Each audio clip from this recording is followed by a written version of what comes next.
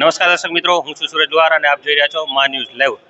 દર્શક મિત્રો, રાપર તાલુકાની જે સ્થાનિક સ્વરાજની ચૂંટણી જે છે એમાં કોંગ્રેસની અંદર જે છે દિવસો દિવસ જે છે એ કને ગાબડા પડતા જોવા મળી રહ્યા છે.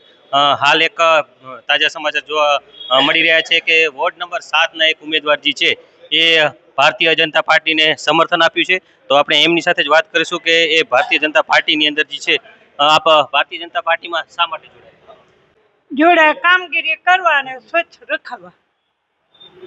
ભારતીય જનતા પાર્ટીમાં અમે પહેલેથી હતા જ, પણ અમુક પરિબળો કામ કરી જવાથી આગળ હટ્યા હતા. પણ આજનો સારો શુભ ચોઘડિયો હોવાથી અમને આનંદ આવ્યો અને અમે ભાજપમાં આવ્યા છીએ.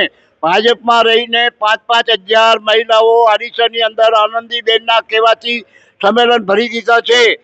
બાલિશના 7-8 ગાડીઓ બસો લઈ જઈ અને મહિલાઓ લઈ ગયેલ છે. આપણા મોદી સાહેબ સાથે માંજુવાસના પ્રસંગમાં ભેગા સાથે જમ્યા અને બધા પ્રસંગોમાં હાજર રહ્યા છે.